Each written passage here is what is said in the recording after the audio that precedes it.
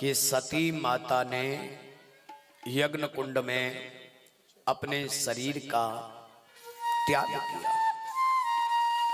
इस देश में सती माता के शरीर से 51 शक्तिपीठों की स्थापना होती है। मरते समय सती माता ने मांगा था भगवान शंकर से कि अगर मुझे अगला जन्म स्त्री का मिलता है तो मैं आपकी खूब सेवा वंदन और पूजन अर्चन एवं कथा का श्रवण करूंगी। संयोगवशात दूसरे जन्म में राजा हिमवान के घर में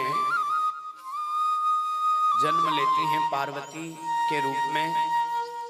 उससे पहले चलते हैं कि किस प्रकार से भगवान भोलेनाथ ने दक्ष प्रजापति का यज्ञ विध्वंस कराया। देवियों सज्जनों, यहां पर माता को बड़ा सुख हुआ, आनंद की अनुभूति हुई।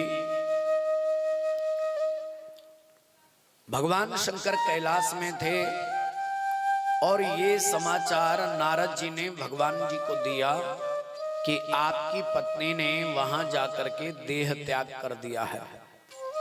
भगवान शंकर अति दुखी हुए, बड़ा कष्ट हुआ भगवान को, और भगवान ने अपनी जटाओं से एक लटा निकाली और उसको शिला पर पटक दिया।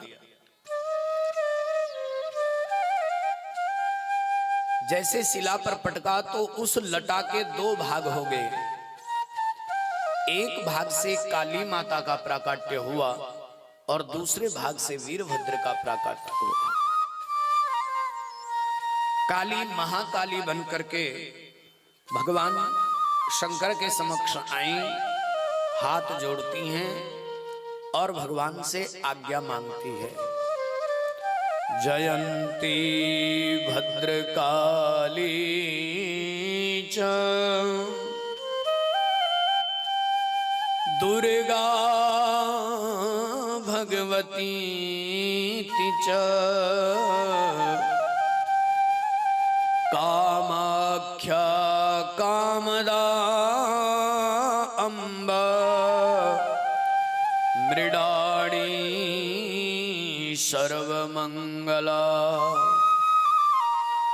मृडाणी सर्वमंगला।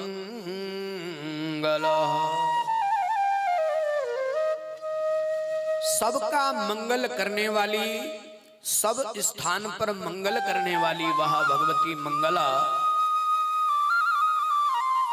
सबको सुख देने वाली हो, इसलिए भगवान शंकर ने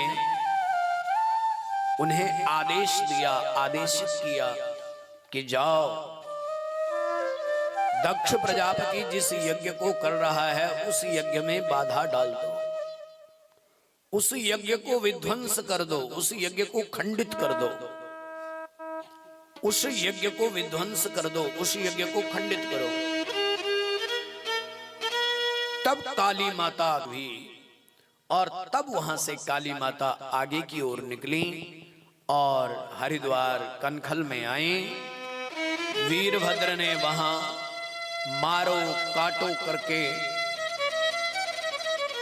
युद्ध हुआ, और युद्ध इतना हुआ कि जितना तप करने वाले लोग थे, सारे के सारे जो तपस्वी थे, सारे के सारे जो सैनिक थे, सब वीरभद्र ने और काली माता ने किसी के सिर काट दिए, किसी की भुजाएं काट दी, किसी के पैर काट दिए, और वहां लहू लुहान हो गया।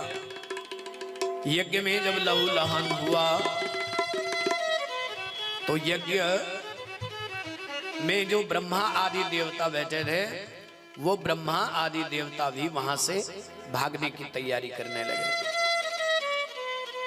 ब्रह्मा जी ने यज्ञ छोड़ दिया, विष्णु जी ने भी यज्ञ छोड़ दिया, और सब लोग यम कुबेर सब अपने अपने लोगों को चले गए। जैसे सब अपने अपने लोगों को गए तो सब आनंदित होने लगे लेकिन यहां से सारे के सारे जितने भी लोग थे सब भाग गए और अंत में वीरभद्र ने दक्ष प्रजापति का सिर काट दिया। दक्ष प्रजापति का जो सिर था वो यज्ञ कुंड में जला दिया गया और जैसे यज्ञ कुंड में जलाया तो उन्हें बड़ा सुख हुआ।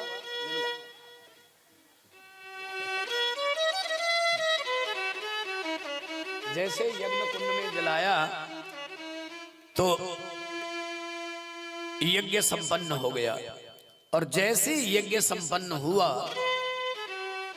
तो आनंदित होकर के सब लोग अपने अपने लोक को चले गए। भगवान शंकर भी पत्नी के वियोग में वन वन भटकने लगे, ऐसी कथा है। जब ते जाय सती तन त्यागा तब ते शिव मन भयउ विरागा। तब से शिव जी के मन में वैराग्य आ गया और सब लोग अपने अपने लोगों को चल पड़े, सब लोग अपनी अपनी जगह को चल पड़े। सब महादेव की इच्छा से यज्ञ अधूरा रह गया।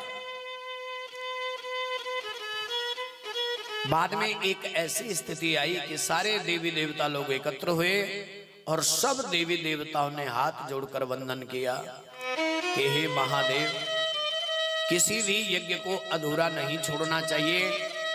हम सबका कर्तव्य है कि इस यज्ञ की पूर्ण करो। महादेव बड़े प्रसन्न हुए। ब्रह्मा ने जब भगवान की स्तुति किया, विष्णु ने भगवान की स्तुति की, महादेव की, प्रचेता ने स्तुति की, इंद्र ने भगवान की स्तुति किया और भगवान शंकर मान गए कि चलो यज्ञ पूरा करो। और तब उस यज्ञ को पूर्ण करने के लिए भगवान महादेव कैलाश पर्वत से हरिद्वार की पावन धरती पर आए और उस पावन धरती पर आकर के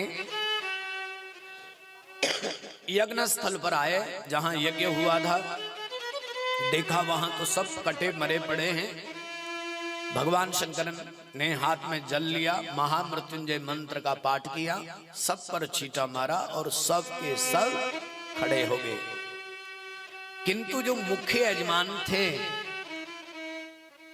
जो मुख्य यजमान की भूमिका निभा रहे थे दक्ष प्रजापति, वो दिखाई नहीं दिए। तो महादेव ने कहा कि हमारे ससुर कहाँ हैं? और जब पता लगा कि ससुर की गर्दन तो सिर तो जल गया, तो भगवान ने नंदी जी को कहा कि किसी जीव का जो मैं करता हो, जिसके भीतर अहंकार हो, उसके अहंकार को तोड़ करके उसका सिर काट करके लाओ। तो संसार में एक ही जीव मिला जो मैं करता था और वो बकरा था। उस बकरे की गर्दन ले आए काट करके सिर, और भगवान शंकर ऐसे वैद्य बने कि भगवान ने मंत्र का वाचन किया और उस दक्ष के सिर पर बकरे का सिर जोड़ दिया और दक्ष प्रजापति पुनः जीवित हो गए, दोनों हाथ जोड़ करके। ये भगवान शंकर की महिमा है। कितने से कितना भी कोई बीमार व्यक्ति हो, कितने से कितना कोई बीमार व्यक्ति हो, लेकिन यदि मरते समय, बीमारी के समय में अगर वो महामृत्युंजय मंत्र का अनुष्ठान करता है या स्वयं उस मंत्र का जाप करता है, तो भगवान की कृपा से वो ठीक हो जाता है। एक समय की बात है, यहाँ पंचकुला हाउसिंग बोर्ड में किसी का एक्सीडेंट हुआ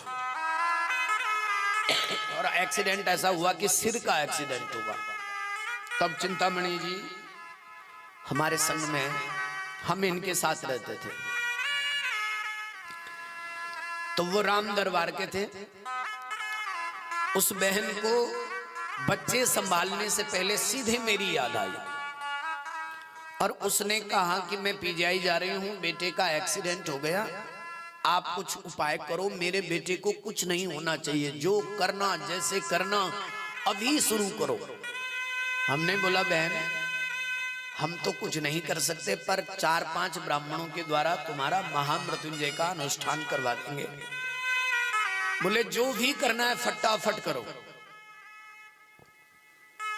और खर्चे के लिए मैं पैसे सुबह दे दूंगी, आप शुरू करो। हमने इनको कहा चिंतामणि जी को कि चलो मंदिर में चलते हैं, भगवान शंकर के पास आए, निवेदन किया। वो तो संध्या हो चुकी थी, उस दिन से कुछ होना नहीं था, पर हमने ये कह दिया कि भगवान इनके लिए महामृत्युंजय करवा रहे हैं, आप इनको ठीक रखना।